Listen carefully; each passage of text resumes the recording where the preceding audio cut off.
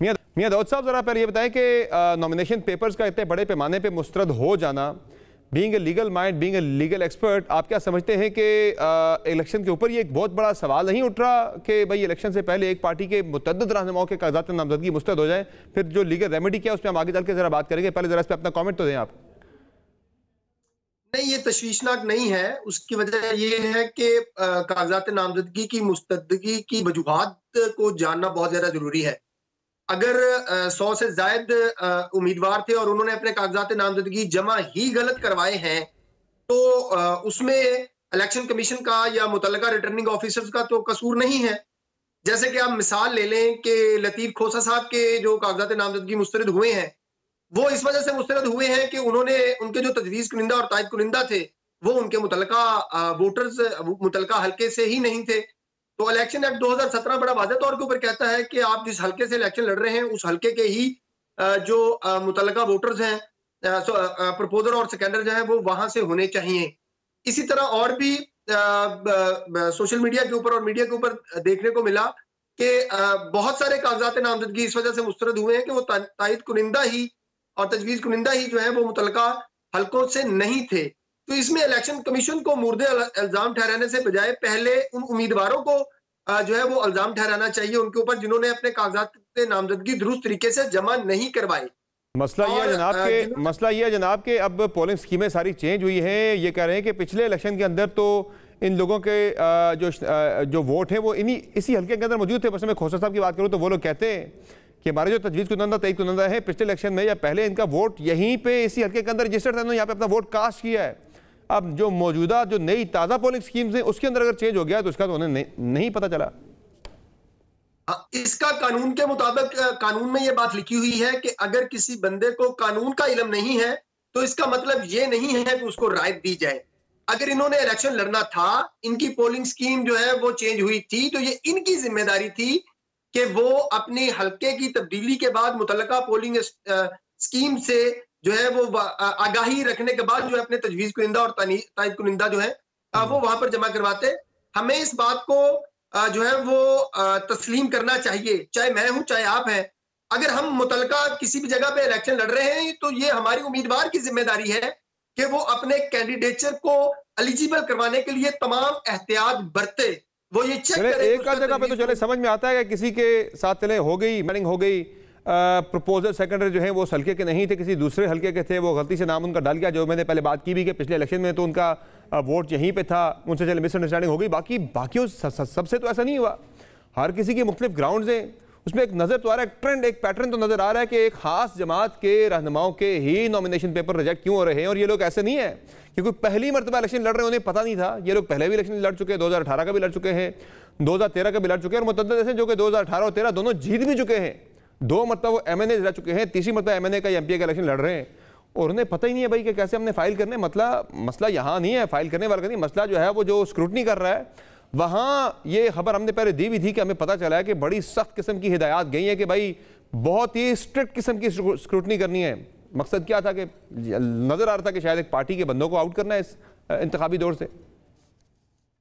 Summer भाई, मुझे आपको और हम सबको इस बात की कतन सपोर्ट जो है वो नहीं करनी चाहिए कि किसी भी ऐसे उम्मीदवार को, चाहे उसका किसी भी सियासी जमात से ताल्लुक हो, एक ऐसे उम्मीदवार को इलेक्शन लड़ने की इजाजत देनी चाहिए जिसके जो असासे हैं वो खुफिया हो, जिसके कागजात नामजदगी जो है वो दुरुस्त तरीके से फुल ना हुए हो, जिसके तजवीज़ कुनिंदा तायद कुनिंदा जो है वो मुतल्लिका ना हो, या जिसकी एलिजिबिलिटी में किसी भी किस्म की कोई भी प्रॉब्लम है, वो चाहे किसी भी सियासी जमात से ताल्लुक रखता है। हमें इस बात की हमारी जो है वो नहीं करनी चाहिए कि ऐसा कोई उम्मीदवार जो है वो हमारा अवाम का नुमाइंदा बने जिसके पार्ट के ऊपर किसी भी तरह की कोई डेफिशिएंसीज हैं, चाहे वो डिफॉल्टर है, चाहे वो बिजली का डिफॉल्टर है, चाहे वो सुई गैस का डिफॉल्टर है, चाहे वो वैसे डिफॉल्टर है, या उसने अपने असासे छुपाए हैं, या वो तजवीज़ कुनिंदा तायद कुनिंदा है। ये कोई दलील नहीं है कि कोई बंदा पिछली बहरहाल ये महज एक इत्तेफाक नहीं हो सकता कि एक पार्टी के दर्जनों जो है उनके कैंडिडेट्स के नॉमिनेशन पेपर जो है वो टेक्निकल ग्राउंड्स के ऊपर मुस्तरद कर दी जाए। इसमें कुछ ना कुछ जो है there is method to this matter जो कि नजर आ रहा है बज़ाहिर। अज़हर सिद्दीक साहब, आपके नॉमिनेशन पेपर तो हो गए मंजूर? बहुत शुक्रिया। देखें, NA 122 से भी हो गए हैं और NA 121 से भी हो गए हैं, लेकिन बुनियादी तौर पर पैरा काफी दिया, इतना नहीं है। जैसे मेरा प्रपोजल और सेकेंडर उठा ले गए थे, ये भी रिकॉर्ड के बात है, फसाइयत है इस बारे में। लेकिन मैं अभी इमरान खान साहब के वहां आ रहा हूँ, चूंकि NA 122 के जो है ना वो सिर्फ इमरान खान साहब की सीट है और उस पर इलेक्शन इंशाल्लाह इमरान खान साहब ही लड़ेंगे और उसके लिए पूरी जद्दोजहद जारी है। अभी मैं वहीं से ही आ रहा हूँ। बड़ी तकलीफ कैसे लड़ेंगे मुस्तरद होने के बाद, वो कैसे लड़ेंगे? चूंकि अभी तो ज़ाहिर आगे स्टेज है, लेकिन मैं एक टेक्निकल अगर बात करूं, बाकी ग्रॉस इतने बड़े लेवल पे आपके रहनुमाओं के, आपके कैंडिडेट्स के नॉमिनेशन पेपर्स का मुस्तरद हो जाना, इस पर यकीनी तौर पे सवाल बनता है और बड़ा जायज़ सवाल बनता है कि ये क्यों हो रहा है। लेकिन जहां तक चेयरमैन तहरीक साहब का ताल्लुक है, जहां तक खान साहब का ताल्लुक है, उसमें तो इलेक्शन कमीशन का एक नोटिफिकेशन अभी तक एग्जिस्ट करता है। किसी अदालत ने उस नोटिफिकेशन के ऊपर किसी किस्म का फैसला नहीं दिया कि जो 5 साल की नई इलेक्शन कमीशन से हुई है तोशा खाना के केस में वो अभी एग्जिस्ट करती है, वो खत्म तो नहीं हुई कहीं से भी। देखिए सबर, बात ये नहीं है, हमें उस पर कोई एतराज नहीं है, क्योंकि बुनियादी तौर पर वजह उन्हें अंदाजा है रिटर्निंग ऑफिसर को और इलेक्शन कमीशन को कि वो सस्पेंड हो जानी है।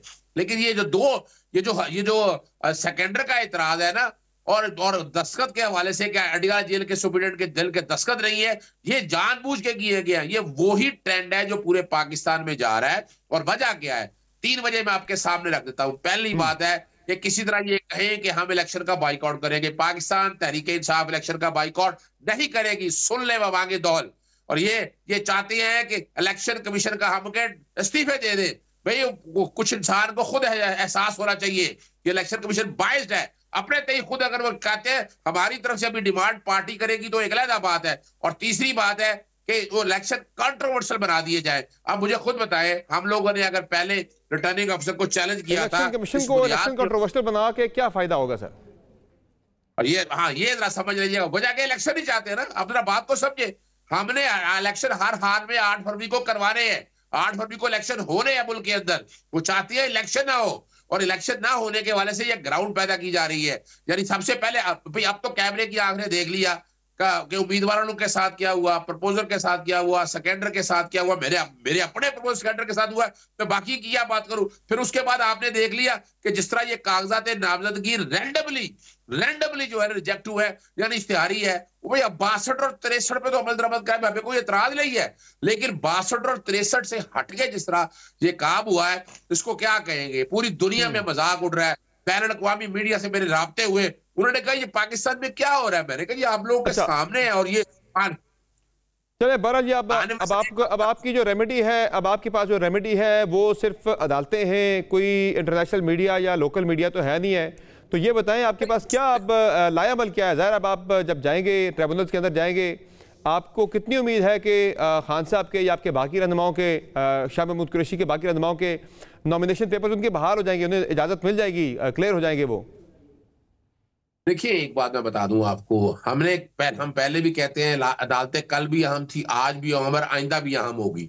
अब वही अदालतों के ऊपर बोझ आ गया है। यहाँ तो चीफ जस्टिस साहब को खुद इस मामले का खुद नोटिस लेना चाहिए सुप्रीम कोर्ट को, और सारे का सारा रिकॉर्ड मंगवा ले। हमें तो कहने की जरूरत नहीं है। यानी वो अक्सर यूट्यूब भी देखते हैं, मीडिया भी देखते हैं। अब ये सारी चीजें तो रिकॉर्ड के ऊपर आ गई। इसकी रेमेडी डेफिनेटली, यानी अगर देखा जाए इलेक्शन एक्ट के तहत अपना इलेक्शन अपील्स है, वो ट्राइब्यूनल ऑलरेडी तश्कील दे दिए गए हैं। 10 जनवरी तक उस पर फैसला करना है। लेकिन अब इसमें सुप्रीम कोर्ट के सामने मामले में तो आगे ना कि वो रिटर्निंग ऑफिसर वाला मामला अपना 2 तारीख को गालबन लग गया है अपना चीफ जस्टिस साहब के पास। तो उसमें चीफ जस्टिस साहब खुद इस मामले को देख के सारा रिकॉर्ड मंगा सकते हैं। और यहाँ क्या हो गया है, अब एक बात तो टैक्स हो गई है कि रिटर्निंग ऑफिसर जो है इंतजामिया से जो सामने सवाल उठाए। अच्छा, मुझे ये बताएं अजहर सिद्दीकी साहब, मुझे ये बताएं, एक इलेक्शन शेड्यूल जारी हुआ हुआ इलेक्शन कमीशन की जानिब से, जिसके मुताबिक 10 जनवरी तक ये मामला हर सूरत में सेटल होना है कि पता लग जाएगा कौन सा बंदा इलेक्शन लड़ रहा है, कौन सा नहीं लड़ रहा। 10 तक फाइनलाइज हो जाने कैंडिडेट, उनका कैंडिडेचर भी 10 तक फाइनलाइज हो जाना है। अब आप ये मुझे बताएं कि अगले 12 दिनों में क्या आप होपफुल हैं? आपको कितनी उम्मीद है इस हवाले से कि इमरान खान साहब के नॉमिनेशन पेपर जो हैं वो जो मुस्तरद हुए हैं, आप 10 दिन के अंदर जो नोटिफिकेशन है इलेक्शन कमीशन का, वो किसी अदालत से मुअत्तल हो जाएगा कि वो जो नाइली का 5 साल की फिर वो इलेक्शन में आ जाएंगे? आप होपफुल हैं कि किसी अदालत से वो हो जाएगा? जी बिल्कुल, सुप्रीम कोर्ट में ऑलरेडी हम गए हुए हैं। उसके अलावा अपना इस्लामाबाद हाईकोर्ट से मेन अपील भी डिसाइड करने का कहेंगे। और ये उनकी जिम्मेदारी भी है कि इस वाले मामले को इलेक्शन के प्रोसेस से पहले, चूंकि झूठ, फ्रॉड और फ्रेब पर मबनी वो फैसला है, अब तो कहने की हर एक को पता है इस हवाले से। दूसरी जो बात साथ साथ देखने वाली है कि अपना ना ये सिर्फ वो सस्पेंशन से मसला नहीं चलेगा, इसमें 3 एतराजात उन्होंने और लगाए हैं। 3 एतराज में बुनियादी तौर पर कागजात नामजदगी मुस्तरद की है और उसके लिए इलेक्शन अपील ट्राइब्यूनल के सामने हम जा रहे हैं और ट्राइब्यूनल के सामने हम सारे पॉइंट रखेंगे। लेकिन यहाँ तय जो हम बात कर रहे थे कि 1000 से ज्यादा कागजात नामजदगी मुस्तरद होने हैं। अब इतनी बड़ी तादाद में हो सकता है Guinness book of world record वाले भी आकर इस बाकायदा नोट करें, देखें और इस पे बाकायदा एक डॉक्यूमेंट्री भी बनाए। मैं तो मजाक ये देखता उठ रहा, यानी इलेक्शन कमीशन सवालिया निशान है ना, यानी हमसे सवाल किया गया कि आप इस्तीफे का मुतालबा करेंगे। मैं आपकी तो दोबारा तो जरा मियां दाऊद साहब मुझे ये बताएं कि जब हम बात कर रहे हैं कि कहीं अदालती फैसले हैं, किसी की सजा है या कोई और वजह है टेक्निकल ग्राउंड जिसकी बेसिस पे नॉमिनेशन पेपर्स मुस्तरद किए जा रहे हैं, मियां नवाज शरीफ के हवाले से अभी तक उनका फेट डिसाइड नहीं हुआ कि उनकी नाअहली 5 साल के लिए है या ताहयात है, क्योंकि अभी तक तो एक फैसला मौजूद है सुप्रीम कोर्ट ऑफ पाकिस्तान का कि जिसमें उनको ताहयात नाअहल किया गया था 62(1)(f) के तहत। 2 जनवरी को सुप्रीम कोर्ट ऑफ पाकिस्तान ने यह केस सुनना है, उसके बाद उनका फेट क्लियर होगा। उससे पहले कैसे आरओ ने उनके नॉमिनेशन पेपर जो है वो मंजूर कर लिए भाई कि लड़ सकते हैं इलेक्शन, क्योंकि अभी तक तो उनकी ताहयात नाअहली तो एग्जिस्ट करती है जब तक सुप्रीम कोर्ट डिसाइड नहीं कर लेती कि नाअहली ताहयात है या 5 साल है।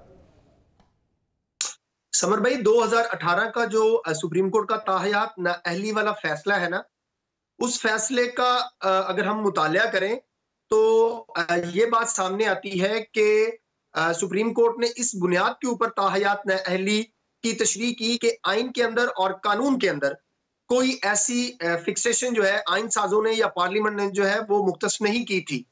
लेकिन उसके बाद जब इलेक्शन एक्ट में तरमीम करके उस 62(1)(f) की मुद्दत का तयन कर दिया गया तो उसके बाद मेरे ख्याल में ये रिटर्निंग ऑफिसर्स ने उस तासुर की बुनियाद के ऊपर जो है वो नवाज शरीफ के कागजात जो है वो मंजूर किए हैं। लेकिन बतौर वकील मैं जरूर इस बात का हामी हूं कि ताहयात नाअहली वाला फैसला और जो इलेक्शन में एक्ट में तरमीम वाला फैसला है, बहरहाल उसका एक तयन जो है वो सुप्रीम कोर्ट के राउंड से ही फाइनल फैसला होगा कि सुप्रीम कोर्ट का फैसला बरकरार रहेगा या इलेक्शन एक्ट में तरमीम जो है वो बरकरार रहेगी। अगर सुप्रीम कोर्ट जो है वो अपना फैसला इलेक्शन एक्ट जो है एक एक्ट ऑफ पार्लियामेंट तो आइन को नहीं कर सकता ना, ओवरराइड नहीं कर सकता। आइन के अंदर 62(1)(f) के तहत लिखा है कि भाई नाअहली ताहयात है। एक एक्ट ऑफ पार्लियामेंट पास करके आप कैसे कह सकते हैं कि 5 साल है? उसमें तो आईनी तरमीम करनी पड़ेगी। नहीं समर भाई, ये थोड़ी सी एकेडमिक बात है और समझने वाली बात है। ऐसी बात नहीं है कि पार्लियामेंट जो है वो तरमीम जो है वो नहीं कर सकती। तरमीम कर सकती है, एक्ट ऑफ पार्लियामेंट के जरिए आप आइन की जो है वो नहीं कर सकते, उसको ओवरराइड नहीं कर सकते आप। नहीं समर भाई, ये आइन में तरमीम बिल्कुल नहीं की गई, ना ही इसमें आइन में तरमीम करने का कोई तासुर दिया गया। बेसिकली जिस इलेक्शन एक्ट के तहत पाकिस्तान का सारा इलेक्शन सिस्टम चलता है उसमें उन्होंने अमेंडमेंट करके तरमीम कर दी है। वो जो बात आप कह रहे हैं उसकी बुनियाद के ऊपर अगर सुप्रीम कोर्ट ये समझेगी कि फैसला ही दुरुस्त है, सुप्रीम कोर्ट का फैसला दुरुस्त है और ताहयात ही नाअहली है, तो फिर नवाज शरीफ साहब जो है उनके कागजात नामजदगी चाहे उन्होंने इलेक्शन लड़ा भी हुआ तो वो फिर से नाअहल हो जाएंगे। ये कोई कंफ्यूजन बात नहीं है और ना इसके ऊपर इतना कोई बड़ा एतराज है। लेकिन बतौर कानून वो तो जरा पीटीआई ने फैसला किया कि वो चैलेंज करेगी, पीटीआई ने फैसला कर रखा है कि वो चैलेंज करेंगे मियां नवाज शरीफ के नॉमिनेशन पेपर्स को। जरा मुझे अजहर सिद्दीकी साहब से एक कमेंट में ले लूं, मैं दोबारा फिर इस पे बात करता हूं। अजहर सिद्दीकी साहब मुझे ये बताएं कि मामला सिर्फ नॉमिनेशन पेपर्स का नहीं है, तहरीक इंसाफ के लिए एक और बड़ा सबसे बड़ा चैलेंज जो है वो भले के इंतखाबी निशान के हवाले से भी है। इलेक्शन कमीशन ऑफ पाकिस्तान ने ये फैसला पेशावर हाई कोर्ट का चैलेंज कर दिया है डीबी के सामने। क्या लग रहा है आपको इस हवाले से, कितना खतरा अभी भी तहरीक इंसाफ को मौजूद है या उन्हें नजर आ रहा है कि भाई भले के इंतखाबी निशान के हवाले से जो पीटीआई को एक है तशवीश वो हो सकता है हकीकत में बदल सकती है, भाई दोबारा आपसे ये इंतखाबी निशान लिया जा सकता है? समर सिर्फ एक बात कर दूं आपको बहुत जरूरी, पहले तो ये बता दूं ये अब बुरा वक्त आने वाला है इलेक्शन कमीशन के ऊपर। यानी इलेक्शन कमीशन को इलेक्शन कराने हैं, उसको ये फिक्र पड़ गई है कि पाकिस्तान तहरीक इंसाफ को बल्ला क्यों रहे, इतनी बड़ी सियासी जमात और इसके बाद तो इलेक्शन कमीशन के जो क्रेडिबिलिटी पे तो मेरा ख्याल है पाकिस्तानी तारीख में लिखा जाएगा कि पाकिस्तानी तारीख में इससे ज्यादा इलेक्शन कमीशन बायस नहीं रहा। मैं तो थोड़ी सी तफसील करने से पहले चूंकि मैं पहली बात में बात करना चाहूंगा, बड़ा अहम सवाल उठाया आपने 62(1)(f) में, चूंकि मैंने बहस की हुई है, मुझे तो सारा पता है, वो बेसिकली क्वालिफाइंग के आर्टिकल में है, क्वालिफिकेशन में क्वालिफिकेशन पे पार्लियामान मुद्दत मुकर्रर नहीं कर सकती। वो 63 के तहत मुद्दत मुकर्रर, ये बड़ा टेक्निकल सवाल है। 63 के अंदर लिखा हुआ है कि इतने साल की होगी, ऐसा होगा। आर्टिकल 63 जो है वो नाअहली से को डील करता है। 62(1)(f) जो या 62 है वो अहलियत को डील करता है। अहलियत में आगे भाई आप ये अगर आपका मामला तो आप लड़ ही नहीं सकते, आ ही नहीं सकते आप। ये बेसिक एक सवाल है जो क्वालिफिकेशन के 63 आर्टिकल वो डिस्क्वालिफिकेशन को करता है। और 63 के अंदर आप वहां भी लिमिट फिक्स नहीं कर सकते इलेक्शन एक्ट के जरिए, क्योंकि पार्लियामान ने जो तय कर दिया आप उसमें ऐड और प्लस कॉन्स्टिट्यूशन में कर नहीं सकते। इसके लिए वो need to have a constitution amendment. और इसलिए जो है ना, जस्टिस हसन रिजवी ने बड़ी वजाहत के साथ ये बात क्लियर कर दी है, और जो तरमीम किया 232 में वो गैर कानूनी है। तो वो आइन को तोड़ने की कोशिश है। इसीलिए तो अगर देखे ना एम्बिग्यूटी नजर आ रही ना, इसीलिए तो सुप्रीम कोर्ट ने 2 जनवरी को मामला रखा है। रिटर्निंग ऑफिसर का फैसला जो ये कबूल कर देना है ना, ये कदम गैर कानूनी और गैर आईनी है। फाइनली मियां दाऊद साहब, मुझे एक टेक्निकल नुकता है जरा आपके सामने रखता हूँ। इलेक्शन कमीशन ने जो फैसला दिया था पाकिस्तान तहरीक इंसाफ से भले का इंतखाबी निशान उनका लेने के वाले से, वापस लेने के वाले से, ये एक ज्यूरी के तौर पे, बेसिकली एक जुडिशियल अपनी पावर यूज़ करते हुए एक ज्यूरी के तौर पे इलेक्शन कमीशन ने ये फैसला दिया। अब कभी क्या ऐसा होता है कि कोई अदालत जो है या कोई ज्यूरी है वो उठ के अपील में चली जाए अगले फोरम के ऊपर, एपलेट फोरम के ऊपर? इलेक्शन कमीशन कोई टेक्निकल मामला हो, कोई एडमिनिस्ट्रेटिव मामला हो, वहाँ तो जा सकते हैं, लेकिन ये तो एक ज्यूरी के तौर पर डिसाइड किया था। पार्टी इसमें अकबर शेर बाबर थे, वो जा सकते थे अगले फोरम के ऊपर। इलेक्शन कमीशन खुद क्या उनका जाना बनता था? नहीं, जाना बनता था या ना जाना बनता, ये एक दूसरा सवाल है। मेरे ख्याल में जा सकते हैं, इसमें कोई दूसरी राय नहीं है।